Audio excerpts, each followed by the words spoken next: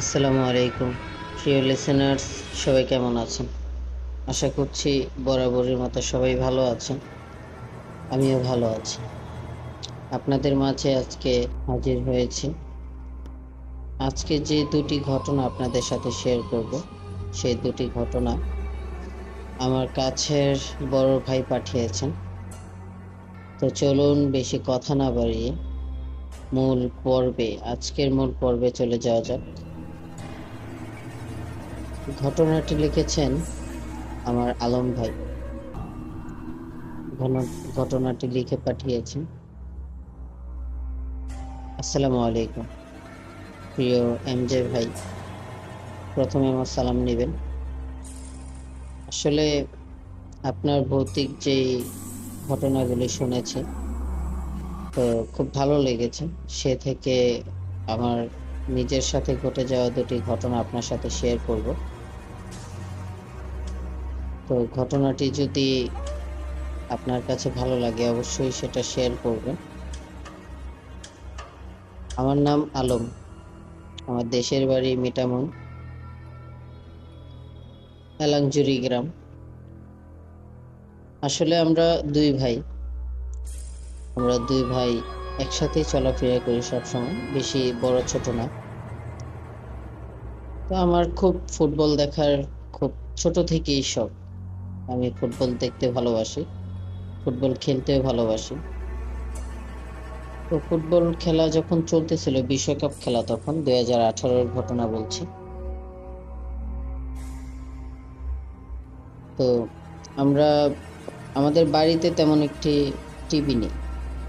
তো ফুটবল খেলা চলতেছে, তখন কিভাবে দেখবো?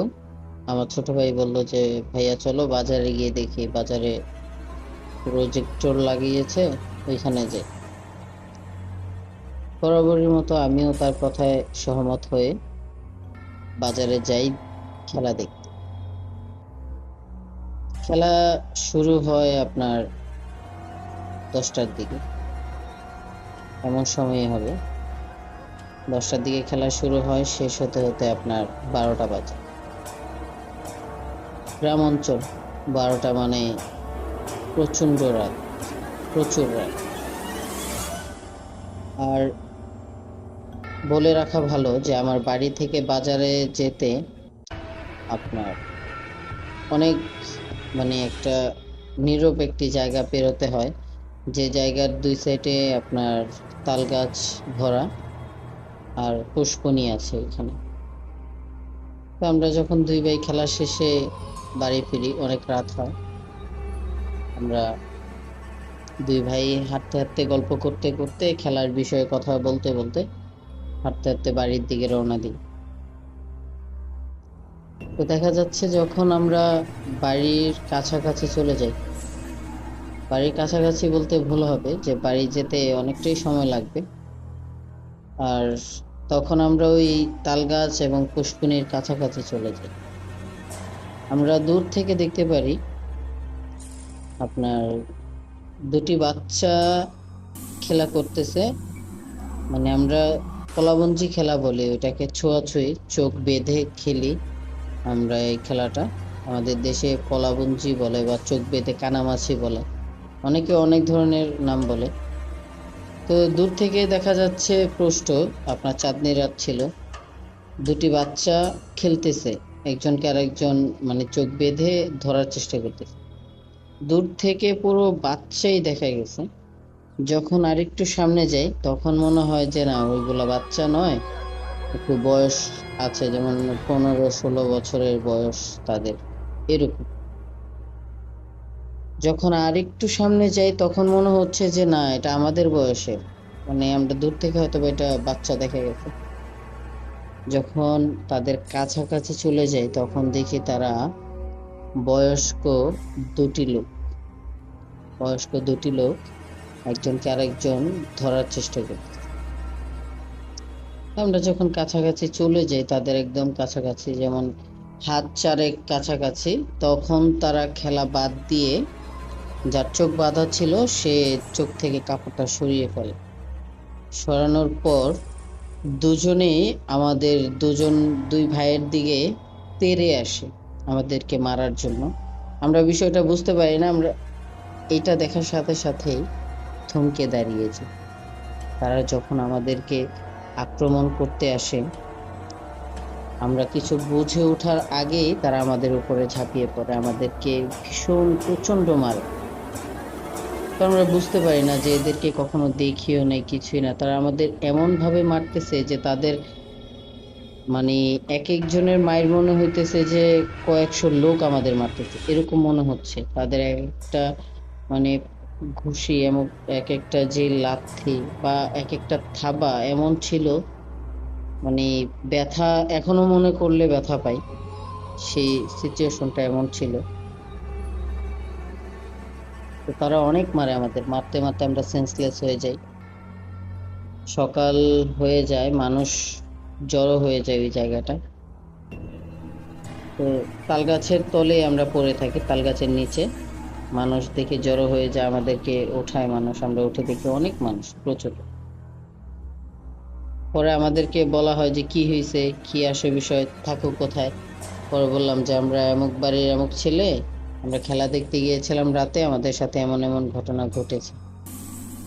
তখন তারা বলল যে আচ্ছা সমস্যা নাই, বাড়িতে চলে যাও, আর এটা কাউকে বইলো না। তারা যখন বলছে এটা কাউকে বলতে না, আচ্ছা আমরাও বলি নাই। বাড়িতে যাই, আম্মু অনেক বকাবকি করে আমাদেরকে, আমরা অনেক। তারপরও দুই ভাইয়ের এক ভাইও আম্মু বা আব্বুকে শেয়ার করি না বিষয়টা, যেহেতু আমাদেরকে ওই মুরব্বীরা বলে দিছে যাতে এই বিষয়ে আমরা কাউকে কিছু না বলি। পরে আমাদের পুরো শরীর ব্যথা থাকে, ছোট ভাইয়ের জ্বর এসে যায়, আমারও জ্বর চলে আসে।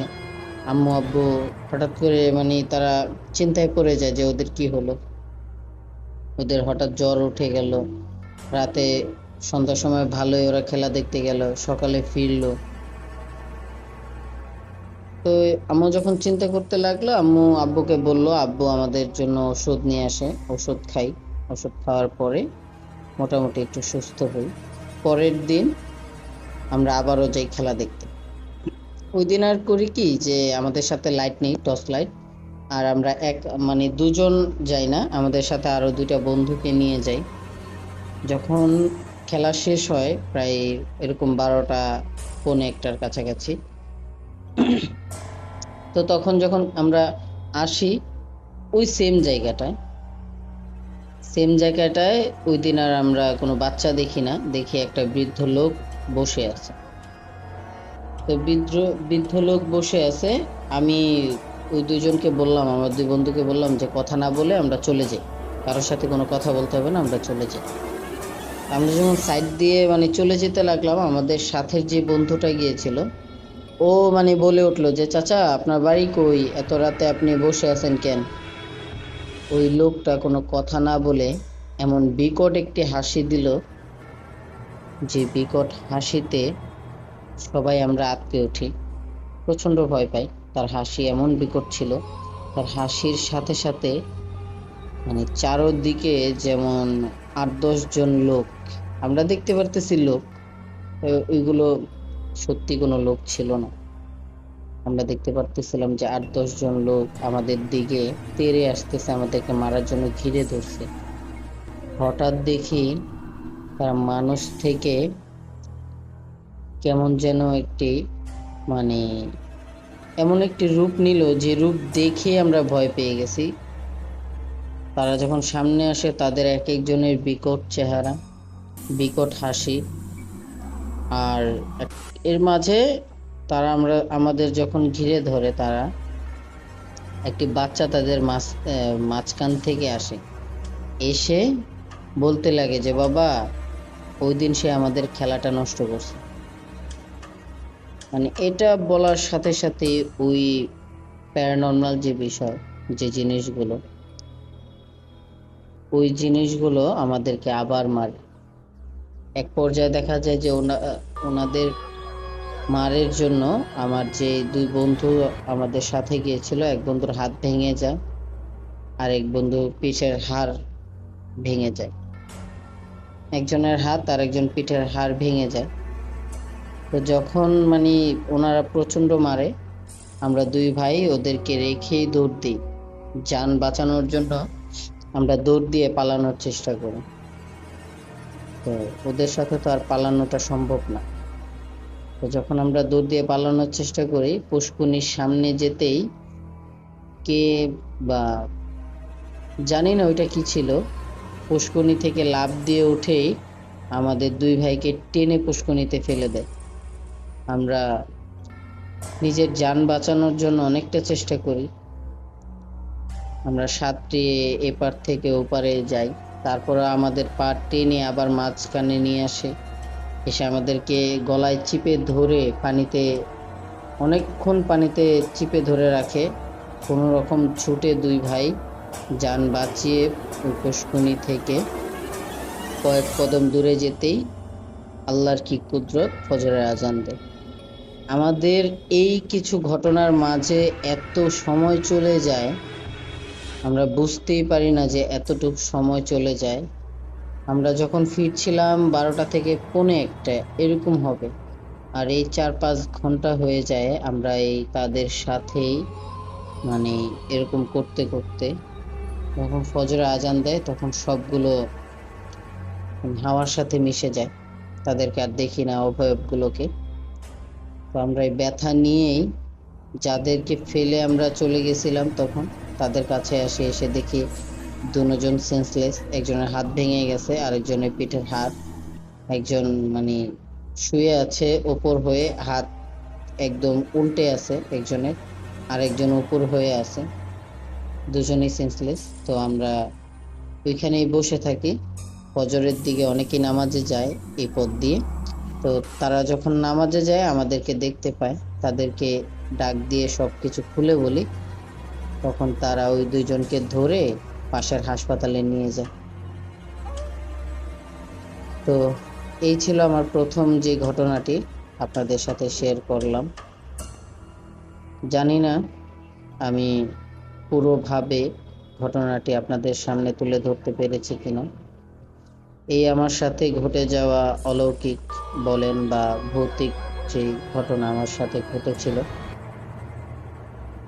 আর আপনাদের সাথে যে দ্বিতীয় ঘটনাটি শেয়ার করব, সেই দ্বিতীয় ঘটনা হচ্ছে কালো জাদুকে ঘিরে। আসলে কালো জাদুটি যেই ঘটনা, সেই ঘটনা হচ্ছে আমার পাশের বাড়ির আমার এক ছোট বোনের সাথে কালো জাদু। ওর বিয়ে হয়ে যায়, অনেক দিন হয়, প্রায় 6 মাসের মতো ওর বিয়ে হয়। বিয়ে হওয়ার 6 মাস পর ও আসে ওর বাপের বাড়ি বেড়াতে। তো যখন ওর বাপের বাড়িতে বেড়াতে আসে, ও খুব হাসি খুশি একটি মেয়ে ছিল। একদিন যখন ধান মানে আমাদের দেশে তো অনেক সময় ধানের সময় শুকনা সিজন, আমাদের 12 মাস থাকে পানি আর 12 মাস থাকে শুকনা। আমরা যে মানে 6 মাস শুকনা আর 6 মাস থাকে হচ্ছে পানি। যে 6 মাস শুকনা থাকে সেই 6 মাস আমরা ধান লাগাই, বিভিন্ন চাষবাস করি। তো ওই যখন আমরা ধান কাটার সময় সে আসে বেড়াতে, 6 মাস পর তার বিয়ের বেড়াতে আসে। তখন দেখা যাচ্ছে যে হঠাৎ একদিন সে দুপুরবেলা, আমরা ধান কেটে বাড়িতে আসছি খাবার জন্য, তো এর মধ্যেই কাকির চিৎকার শোনা যায় যে আমার মেয়ে মরে গেল, কে আছো, আমার মেয়েকে বাঁচাও। তো আমরা তাড়াতাড়ি ছুটে যাই, আমি, আমার ছোট ভাই, আব্বু সবাই ছুটে যাই যে কি হয়েছে। হঠাৎ কাকিদের বাসায় গিয়ে দেখি ছোট বোন আসছে, আরো মানে পেটের ব্যথায় এদিক থেকে ওদিক গৌড়াচ্ছে শুধু মাটিতে। তো তাকে ধরে আমরা হসপিটালে নিয়ে যাই, হসপিটালে নিয়ে স্বাভাবিক যে ট্রিটমেন্ট সেগুলো করানো হয়। তারপরও তার পেটের ব্যথা কমে না, তাকে স্যালাইন দেওয়া হয়েছে, বিভিন্ন সুই দেওয়া হয়েছে, তাকে মেডিসিন দেওয়া হয়েছে, তারপরও তার পেটের ব্যথা কমতেছে না। তখন একজন বলল যে দেখো, এই পেট ব্যথা তো আর অন্যরকম লক্ষণ দেখা যাচ্ছে, তোমরা ওকে নিয়ে কবিরাজের কাছে যাও, কারণ সব ব্যথা তো আর ডাক্তার সারতে পারে না, কিছু ব্যথা কবিরাজও সারতে পারে। তো তখন তার কথা শুনে আমরা আমার ওই ছোট বোনটাকে নিয়ে কবিরাজের কাছে যাই। তখন কবিরাজের কাছে যখন যাই, কবিরাজটি আমাদেরকে যে কথাটি বলে সেই কথাটি শুনে আমরা পুরো ভয় পেয়ে যাই যে ও তো মনে হয় প্রেগনেন্ট বা ওর বাচ্চা হবে মনে হয়। তখন ওকে জিজ্ঞাসা করা হলো, ও বললো যে হ্যাঁ আমার 2.5 মাস চলতেছে। তো এটা যখন বলল তখন কবিরাজ বলে উঠলো যে এই বাচ্চাটাকে নষ্ট করতে হবে। বলল কেন, আমার বাচ্চা কেন আমি নষ্ট করব? ও ব্যথা নিয়ে তাকে উত্তর দিতেছে। বলল যে তুমি যদি এই বাচ্চাটাকে নষ্ট না করো তাহলে তোমার প্রবলেম হবে। এখন তো তোমার শুধু পেট ব্যথা, কদিন পরে দেখা যাবে যে তোমার মাথার চুল পড়ে যাবে, তুমি অন্যরকম দেখতে একটি মানুষ হয়ে যাবা, বা তুমি মানুষ নাও হতে পারো, তুমি এমন আছে তুমি এমন পর্যায়ে যাবে তুমি মারাও যেতে পারো। তখন আমার এই ছোট বোনটা মানে উত্তর দিল। আমরাও তখন তাকে প্রশ্ন করলাম যে কেন, কি হয়েছে ওর, তো খুলে বলেন। তখন উনি বলল যে ওর উপরে তো মানে কালো জাদুর বান মারা হয়েছে, ওর ওই কালো জাদুর বানটা ওর সন্তানের উপরে পড়ছে। তো ওর সন্তান এখন মানে ওর অন্যরকম সন্তান হয়ে গেছে। এটা মানে যদি হয় তাহলে ওর পেট থেকে মানে শয়তান জন্ম হবে আর কি, এরকম একটা কথা বললো। আমরা সবাই এই কথাটা শোনার পর আমরা খুব মানে একটা ঘোরের মধ্যে চলে যাই। আমরা বুঝতে পারতেছিলাম না যে কবিরাজ এটা কি বলতেছে। তখন আমার বাবা বলে উঠলো যে আপনি কি আবোল তাবোল কিছু বলতেছেন, এটা কি বলেন? যে কথা আমি কখনো শুনি নাই আজকে আপনার মুখ থেকে শুনতে হচ্ছে। সে বলল যে এটাই বাস্তব, আপনি আমার কথা মিলিয়ে রেখেন। আর আপনাদের মেয়েকে যে মানে কালো জাদুটা করছে, কালো বান দিছে, সে বড় ধরনের কালো বান দিছে, যে তাকে মারার জন্য এটা করছিল। তো এটা গিয়ে তার বাচ্চার উপরে প্রভাব দিছে। যদি তাকে বাঁচাতে চান তাহলে বাচ্চাটাকে মারতে হবে, আর দ্বিতীয়ত আমি কিছু কাজ করব, ওই কাজের দক্ষিণা দিতে হবে। তখন আমরা বললাম যে আচ্ছা আপনি কাজটা আগে করেন, বাচ্চাটা মারার চিন্তা তো পরে, আগে আপনি কাজটা করেন, দেখি ওই কাজে ভালো হয় কিনা। তো উনি স্বাভাবিকভাবে ট্রিটমেন্ট করে দেন, ওকে কিছু ঝাড়ফুঁক দিয়ে দেয় আর একটা তাবিজ দিয়ে দেয় যে এটা সাথে রাখো, সাথে রাখলে তোমার ব্যথা হবে না বা অন্য কোনো প্রবলেম হবে না।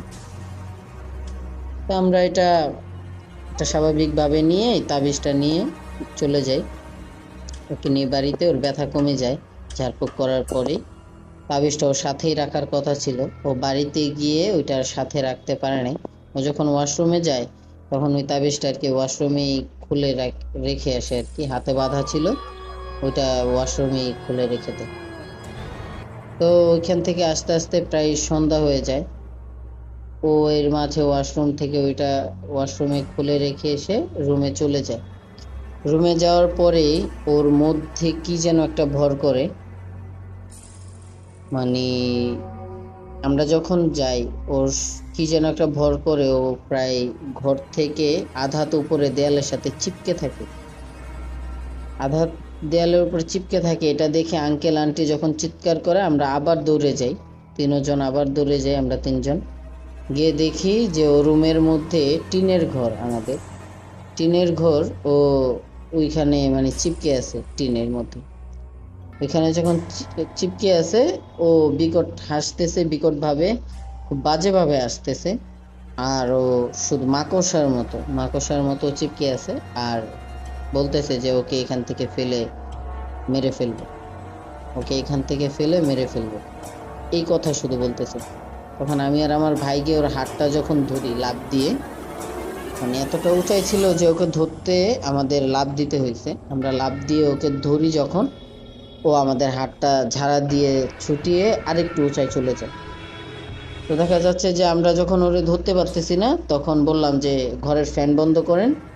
যখন ফ্যান বন্ধ করে, আর টিনের ঘরে একটা বৈশিষ্ট্য আছে কি, যে টিনের ঘরে আপনার কাঠ দিয়ে টিন ঘরটা তো তৈরি করতে হয়, তো তাক তাক সিস্টেম থাকে। তো আমরা ওই মানে পিলার যে গাড়া থাকে টিনের ঘরে, ওই পিলারে ধরে ওর পায়ে ধরে দুই ভাইয়ের শক্তি যতটুকু ছিল, ওই দুই দুই ভাইয়ে মিলে ওকে টান দিয়ে নিচে নামায়। টান দিয়ে নিচে নামিয়ে ছোট ভাইকে বলি যে তুই ওকে মানে শক্ত করে ধরে রাখ। শক্ত করে ধরে, হুজুরের দেয়া একটা পানি পড়া ছিল, কবিরাজের একটা পানি পড়া ছিল, আমি আন্টিকে বলি যে আন্টি একটা পানি পড়া দিয়েছিল, ওই পানি পড়াটা কই, আর ওর হাতের তাবিজটা কোথায়? তখন আন্টি বলে যে ও তো আইসা শুধু ওয়াশরুমে গেছে, ওয়াশরুমে তা আসার পর থেকে এই অবস্থা। তখন আন্টিকে বললাম যে আপনি যান, গিয়ে দেখেন ওয়াশরুমে তাবিজটা আছে কি। ওয়াশরুমে যাই, ওই তাবিজটা খুঁজে আনে আর পানি পড়াটা এনে দেয় আমার কাছে। আমি পানি পড়াটা ছিটাই, ছিটানোর পরে ওর সাথে যে জিনিসটা ভর করেছিল ওটা চলে যায়। সাথে সাথে আমি তাবিজটা ওর হাতে বেঁধে দিই। তখন ও খুব ক্লান্ত হয়ে যায়। ও শুধু বলতেছিল যে আমাকে একটু পানি দাও। ওকে পানি দেওয়া হয় 1 গ্লাস। 1 গ্লাস পানি দেওয়ার পরে ও খেয়ে ওইখানেই শুয়ে পড়ে যে আমার খুব খারাপ লাগতেছে, আমার একটু ঘুমাইতে দাও। তখন আর কোনো কথা বলি না, ওকে আমার ছোট ভাইকে বলি যে ওকে ছেড়ে দে, ও একটু ঘুমাক, ও খুব ক্লান্ত হয়ে গেছে। তো যখন ছেড়ে দেয় আর ও শোয়ার সাথে সাথেই ঘুমিয়ে পড়ে, এতটা ক্লান্ত হয়ে যায়। একটা মানুষের মধ্যে যখন একটা অবয়ব তার মধ্যে প্রবেশ করে, একটা প্যারানর্মাল বিষয়, যেটা ভৌতিক, আমরা বলি ভৌতিক ঘটনা, তার সাথে যখন ঘটে সেই বলতে পারে যে বিষয়টা কি। তো তখন আমরা ওকে ওইভাবে রেখেই আমরা ঘরে চলে যাই। আমরা গিয়ে হাত মুখ ধুয়ে খাওয়া দাওয়া করি। সারাদিন দুপুরে আসলাম খাওয়ার জন্য, খেতে পারলাম না, এই পর্যন্ত ওকে নিয়ে দৌড়ে দৌড়ি খাওয়া দাওয়া করে আমরা সবাই ঘুমাই। পরের দিন যখন ঘুম থেকে উঠি ও স্বাভাবিক ছিল, তাবিজটা দেওয়ার পর থেকে স্বাভাবিক। হঠাৎ যখন ওই দিন সন্ধ্যাবেলায় আন্টি আমাদের কাছে আসে, আমরা ঘরেই ছিলাম তখন। আন্টি আমাদের কাছে আসে, এসে বলে যে বাবা, ওর সন্তানটাকে মেরে ফেলতেই হবে। তখন বললাম কেন আন্টি, কি হয়েছে? বলে যে ওর মাথার তো প্রায় অর্ধেকের বেশি চুল পড়ে গেছে আজকে। কিভাবে আন্টি, কিভাবে পড়লো? বলে যে ও গোসল করতে গেছে, তখন মাথায় শ্যাম্পু দিতেছিল, তো শ্যাম্পু দিয়ে যখন ও মাথায় হাত দিয়ে ঘষতেছিল মাথা, তখন নাকি সব চুলই, বেশি অংশ চুল ওর হাতে চলে আসে, মানে মাথার চুল খুলে। এখন তো ওর খুব বাজে দেখাইতেছে, ওর চোখের ভুরু খুব কমে গেছে, ভুরুও পড়ে গেছে ওর, মানে ওরে খুব বাজে দেখতে দেখা যাচ্ছে, ও খুব কান্নাকাটি করতেছে। বাবা এখন কিছু করো। পরে বলি আচ্ছা সকাল হোক, কবিরাজের কাছে যাই, দেখি উনি কি বলে। পরের দিন আল্লাহ আল্লাহ করে রাতটা কাটাই। কাটানোর পরে সকালে প্রায় 10টা 11টার দিকে ওকে নিয়ে কবিরাজের কাছে যাই। কবিরাজের কাছে যখন যাই, তখন ওর হাত থেকে হয়তো বা রাস্তায় বা কোনো জায়গায় তাবিজটা পড়ে যায়। যখন কবিরাজের কাছে যাই, কবিরাজ দেখি ভয় পেয়ে বলতেছে যে ওরে তাড়াতাড়ি ভিতরে আনো, ভিতরে আনার মানে ভিতরে আনো, আমি ওর হাতটা বেঁধে দিচ্ছি। মানে এটা বলার সাথে সাথে আমরা বুঝে যাই হয়তো বা কোনো প্রবলেম হবে এখন। তখন আমরা ওরে তাড়াতাড়ি টেনে এনেই হুজুরের সামনে বসাই, কবিরাজের সামনে। তখন উনি একটা সুতো নিয়ে কি যেন দোয়া না কি যেন পড়ার সাথে সাথে ওর হাতটা বাঁধে। বিশ্বাস করবেন, ওর হাতটা বাঁধার সাথে সাথেই কে যেন, মানে এমন মনে হয়েছে যে যে কবিরাজের ঘরটা ছিল সে ঘরটা কে যেন ধাক্কা মারল, এমন ভাবে লড়ে উঠছে, ঘরের পিলার সহ সবকিছু লড়ে, মানে এমন ভাবে লড়ে গেছে বলার বাহিরে। তখন আমরা সবাই আতঙ্কিত হয়ে যাই, ভয় পাই প্রচুর, যে এটা কিভাবে সম্ভব, এটা কিভাবে লড়লো। তো হুজুর বলতেছে যে, কবিরাজ বলতেছে আমাদেরকে যে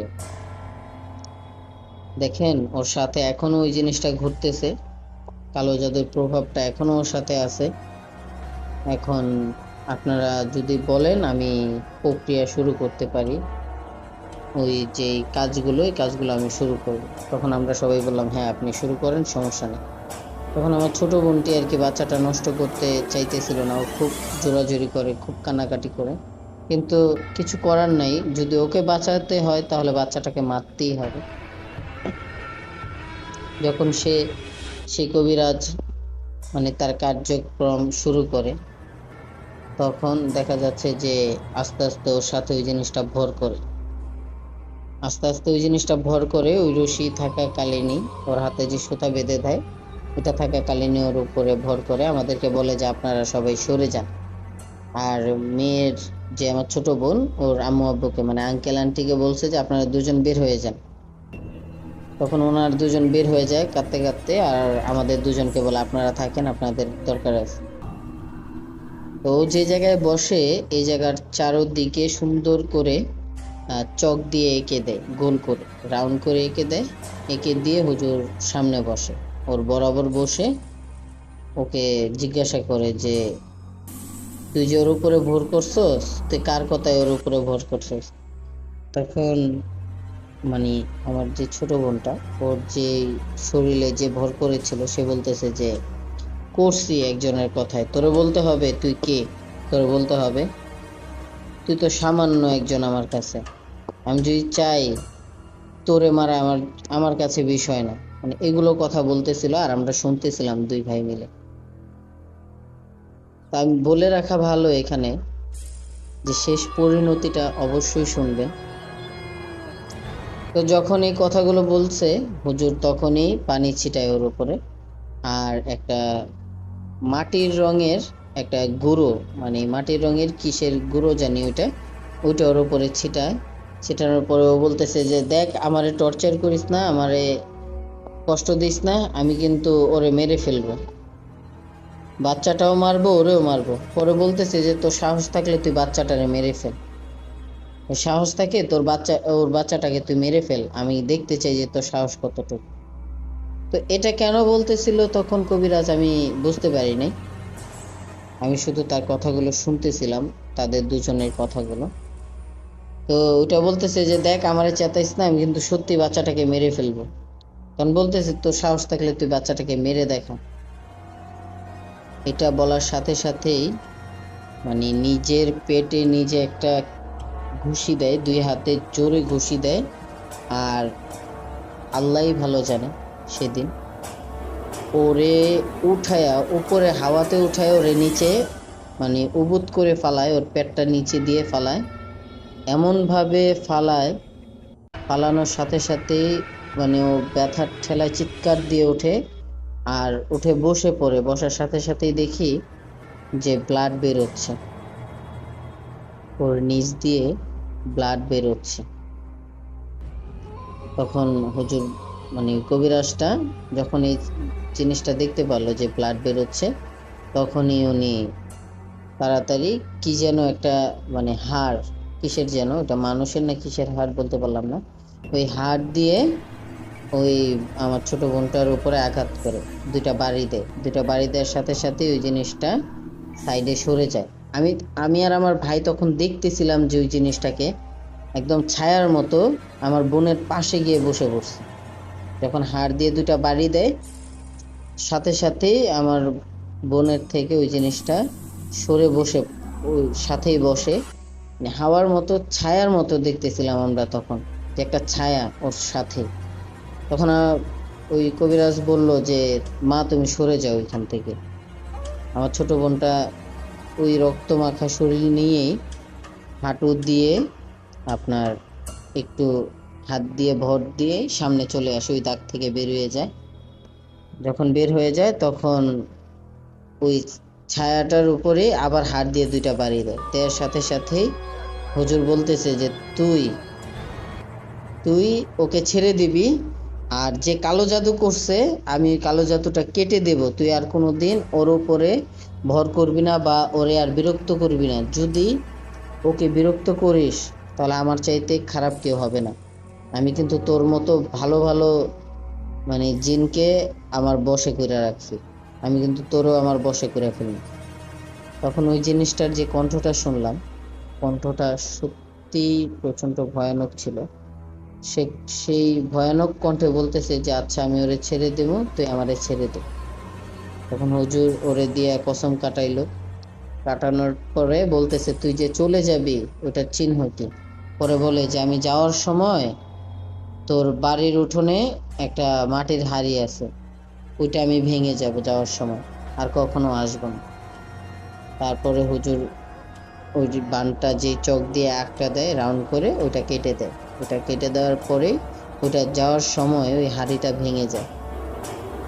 তখন ওই কবিরাজ বলল যে সাথে সাথে ওরে হাসপাতালে নিয়ে যাও। পরে আমরা ওরে ধরাধরি করে হাসপাতালে নিয়ে যাই। যখন ওর ওয়াশ করতে যায়, ওয়াশ করতে গিয়ে দেখা যাচ্ছে যে এত পরিমাণ ব্লাড বের হয়, সে ব্লাড বেরোনোর সময় জন্যে হাসপাতালে নেয়ার পর ওয়াশ করানোর সময় আমার ওই বোনটাও মারা যায়।